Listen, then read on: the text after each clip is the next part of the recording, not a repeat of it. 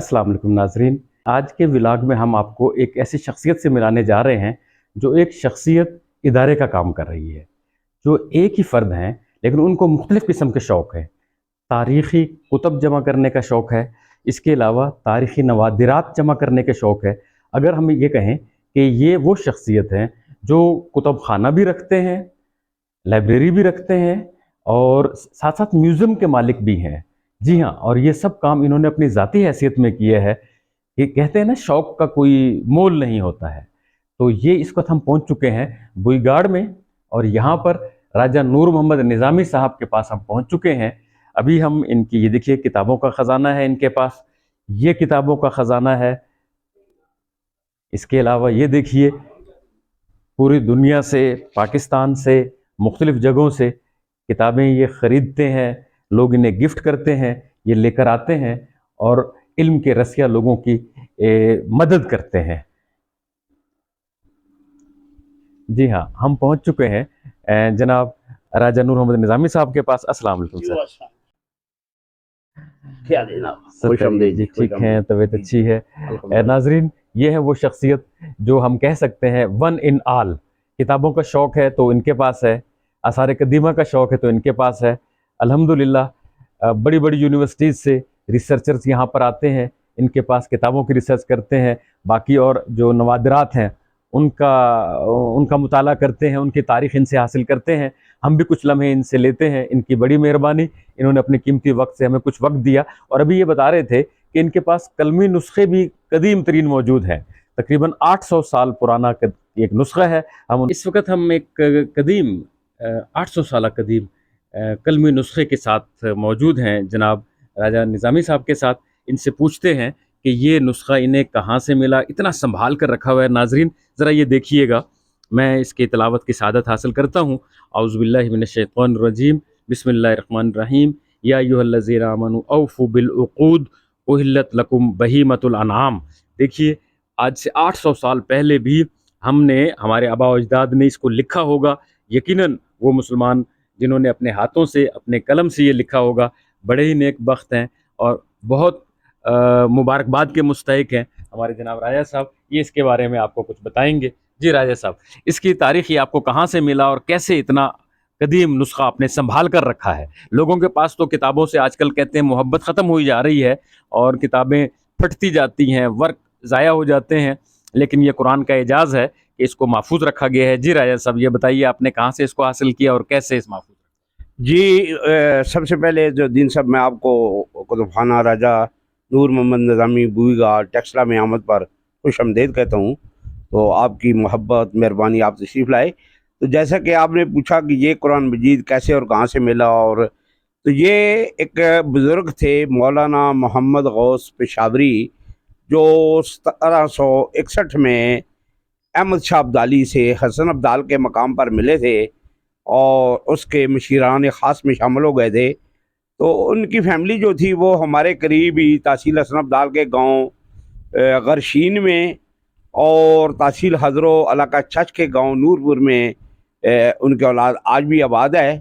तो उनके फैमिली के एक बुज़ुर्ग हैं जो वहाँ मौलाना एहतरामुल हक साहब के नाम से मशहूर हैं। तो ये जो कुरान पाक का कलमी नुस्खा है 800 साल पुराना, ये मुझे उनकी फैमिली से मिला है। तो वहाँ से लेकर मैं आया हूँ, तो इसको अपने कुतुबखाने में महफूज कर लिया है लोगों की ज़ियारत के लिए और कदीम अपने आबा अजदाद की इल्मी मोहब्बत की निशानी के तौर पर। बहुत शुक्रिया जनाब। नाजरीन, ये शौक़ अजीब शौक़ होते हैं, इंसान अपना जान माल सब कुछ इस पे कुर्बान कर देता है। हम ज़रा राजा साहब से ये मालूम करने की कोशिश करेंगे कि सर, आपको इसका शौक़ कैसे पैदा हुआ और आपकी इब्तदाई ज़िंदगी के बारे में अपने कुछ हालात हमें बताइएगा। जी, मैं तो एक ज़मींदार फैमिली से ताल्लुक़ रखता हूँ, जो इस इलाके की मतवस्सी ज़मींदार फैमिली थी। मेरे बुज़ुर्गों की कुछ ज़मीनें वगैरह थी, तो अपने ज़ाती पंचकियाँ थी, इस तरह का वो अपना ही ज़ाती मामला था। तो मैं ऐसे ख़ानदान में पैदा हुआ। तो मेरी ये सबसे बड़ी खुशकिस्मती थी कि जिस घर में मैं पैदा हुआ, मेरे घर के पिछवाड़े में एक मल्ला है।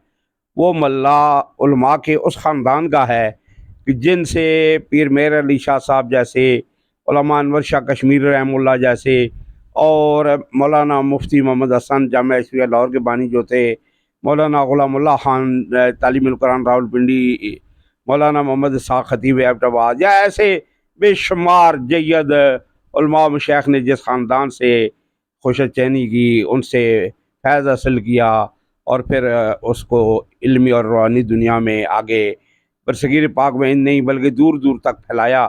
تو اس خاندان کے اس محلے میں میرا آنا جانا تھا، ان گھروں میں، یہ میرے بالکل بچپن کی بات ہے، ایسے سمجھ لیں کہ مجھے بالکل شعور کی دنیا میں جب میں نے قدم رکھا، یہ اندازاً میری تیسری جماعت پڑھنے کا زمانہ ہوگا، آج سے کوئی تقریباً 54 سال پہلے کی بات ہے۔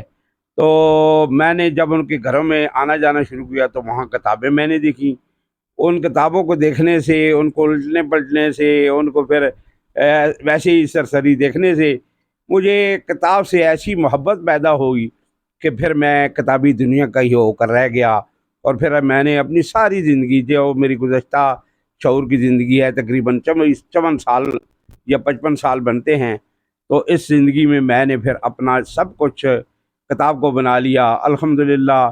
پھر میں نے کتابیں اکٹھی کرنا شروع کر دی، مجھے کتاب سے محبت ہو گئی، میں نے اکٹھی نہیں کی، میں نے پڑھی بھی کتابیں، میں نے کتابوں پر لکھا بھی، میرے 350 تقریباً تحقیقی مقالات، بے شمار کتابوں پر تاثرات، بے شمار کتابوں پر میرے تبصرے، میری 3-4 کتابیں، یا اس طرح میں نے بے شمار لوگوں سے کام کروایا جنہوں نے کتابیں لکھی، یا بے شمار لوگوں نے M phil P H D کیا، تخصص کیا۔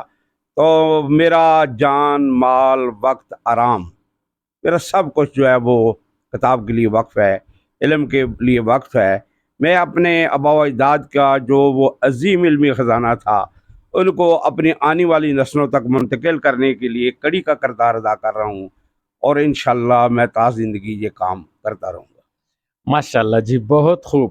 رائے صاحب نے اس طرح بتایا کہ بچپنے کا ماحول میں جب ان کو کتابیں ملیں تو وہ عشق جو ان پر سوار ہوا وہ ابھی تک جوان ہے اور آنے والی نسلوں کے لیے محفوظ کر رہے ہیں۔ جناب رائے صاحب، ہم ان کے بہت ممنون و مشکور ہیں۔ سر یہ بتائیے کہ دنیاوی لحاظ سے آپ نے کہاں تک تعلیم حاصل کی؟ جی الحمدللہ، میں نے جو ہے علامہ اوپن یونیورسٹی سے بی اے کیا، اور پھر میں نے ایم فل کیا۔ میرے علمی جو اس کا تھا مقالہ تھا، اس کا تھا عنوان عہد سلاطین میں ٹیکسلا کے معروف مرگلوی علماء۔